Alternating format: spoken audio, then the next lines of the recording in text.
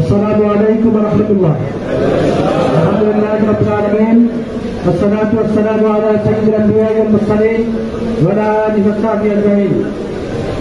প্রিয় সংগঠন শহীদ কাফেলা বাংলাদেশ জামাত ইসলামের সুন্দর উপজেলা কর্তৃক আয়োজিত আজকের মাহে রমজানের প্রাপ্তদর্শী শীর্ষক আলোচনা ইফতার মাহফিলের সম্মানিত প্রধান অতিথি বাংলাদেশের আমাদের জনতার প্রান্তীয় সংগঠন বাংলাদেশ জামাত ইসলামের কেন্দ্রীয় মজলিসুর অন্যতম সদস্য চট্টগ্রাম উপজেলার সংগ্রামী অনেক সন্দীপের গণমানুষের প্রিয়তা জেলা তালাউদ্দিন শিক্ষক মঞ্চে উপস্থিত আছেন সন্দীপের প্রধানমন্ত্রী মজাদুল মাদ্রাসার সম্মানিত পরিচালক হযরত মাওলানা মাহবুবুল্লাহ আমাদের মাঝে বিশেষ উপস্থিত হয়েছেন বাংলাদেশ ইসলামী আন্দোলনের সন্দীপের সভাপতি মাওলানা মোহাম্মদ ইসমাইল মঞ্চে উপস্থিত আছেন সঙ্গে আমাদের বিভিন্ন পর্যায়ের নেতৃবৃন্দ ইউনিয়ন নেতৃবৃন্দ প্রিয় সন্দীপবাসী। আজকে দীর্ঘ 17 বছর পরে আমরা এই ক্যাম্পাসে আজকে প্রথম কথা বলার সুযোগ পেলাম। যে রব্বুল আলামিন আমাদেরকে সুযোগ করে দিয়েছেন সেই মাহবুবের সমস্ত প্রশংসা আমরা সেই মাহবুবের দরবারে শুকরিয়া আদায় করছি আলহামদুলিল্লাহ। সকলে সমস্ত ব্যবহার করছি আলহামদুলিল্লাহ। বিশ্ব মানবতার মুক্তিযোদ্ধা রহমতুল্লাহ আলামিন মুহাম্মদ রাসূলুল্লাহ সাল্লাল্লাহু আলাইহি ওয়াসাল্লামের প্রতি যার নিজের আদর্শ জীবনের বাস্তবায়নের জন্য আমরা কাজ করছি। যুগে যুগে যারা আল্লাহর দ্বীন প্রতিষ্ঠার আন্দোলনে জীবন দান করেছেন সকল শহীদদের জান্নাতের সর্বোচ্চ কামনা করে আমি আমার সংক্ষিপ্ত বক্তব্য শুরু করছি। সম্মানিত উপস্থিতি, আপনারা জানেন রমজান মাস সিয়াম সাধনার মাস, যে মাসে আল্লাহ রাব্বুল আলামিন কোরআন নাযিল করেছেন, যেই মাস তাকওয়া অর্জনের মাস, যে মাস আল্লাহর সাথে সন্তুষ্ট সম্পর্ক বৃদ্ধির মাস।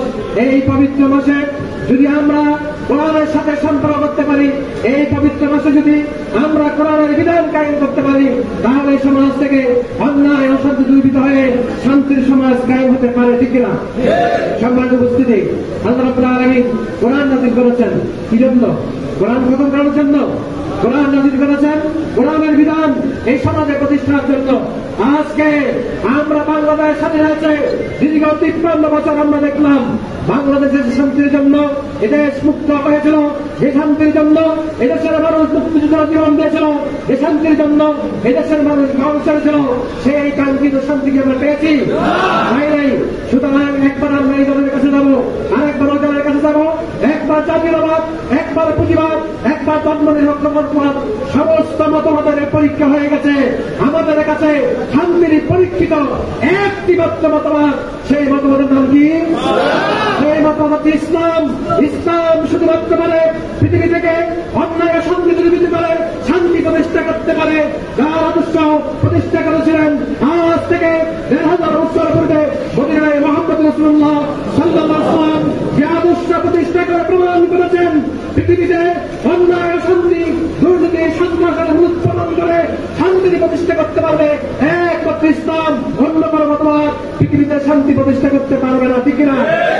আজকে আমাদের সমাজ হবে ওই বাংলাদেশের জমিনে কোরআনের সমাজ, কায়েমের সমাজ আমাদের জন্য সমাজ হবে। আল্লাহ কথা বলেছেন ইন্নাদ দীন ইনদাল্লাহি ইসলাম, আল্লাহ নিকট গ্রহণযোগ্য একমাত্র মতবাদ ইসলাম। সেই ইসলামী মতবাদ, ইসলামের আইন যদি বাংলাদেশে কায়েম হয়ে যায়, বাংলাদেশ থেকে সমস্ত অন্যায় দূরীভূত হয়ে যাবে, ঠিক কিনা? একমাত্র আল্লাহর ভয় ছাড়া কারো ভয় থাকবে না।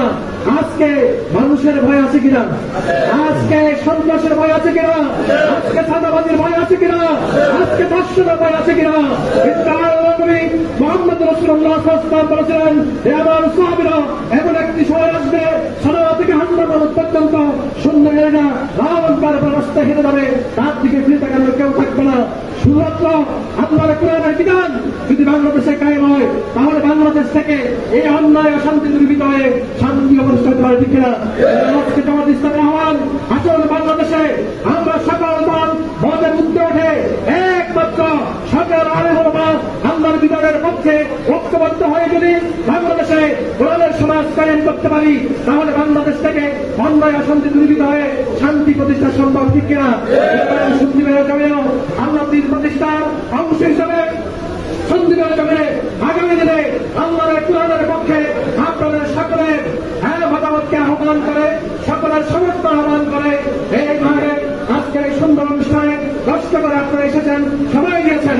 এই জন্য উপজেলা জামাত ইসলামের পক্ষ থেকে আপনাদের সকলকে ধন্যবাদ জানিয়ে, কৃতজ্ঞতা জানিয়ে, বিশেষ করে সাংবাদিক বন্ধুরা অনেকগুলো প্রোগ্রাম কভার করে আজকে আমাদের প্রোগ্রাম আসার জন্য তাদেরকেও জামাত ইসলামের পক্ষ থেকে ধন্যবাদ জানিয়ে আল্লাহ রাব্বুল আলামিন যাতে করে মায়ের আপনাদের এই শেষ হয়ে আমাদের সকলের দোয়া কবুল করেন, আমাদেরকে মাফ করেন, আগামী দিনে বাংলাদেশে আল্লাহর কোরআনের বিধান কায়েম করেন, সেই প্রত্যাশা থেকে সকলের বিশেষ করে বৈষম্য বিরোধী আন্দোলনে যারা জীবন দিয়েছে আমাদের ভাইরা, আমাদের ছেলেরা, তরুণরা, মেয়েরা জীবন দিয়ে আমাদেরকে কথা বলার সুযোগ করে দিয়েছেন, সেই সমস্ত বৈষম্য বিরোধীর শহীদদের জান্নাতের সর্বোচ্চ মাকাম কামনা করে, যারা পঙ্গু হয়েছেন তাদের সুস্থতা কামনা করে আমি আমার কথা শেষ করছি।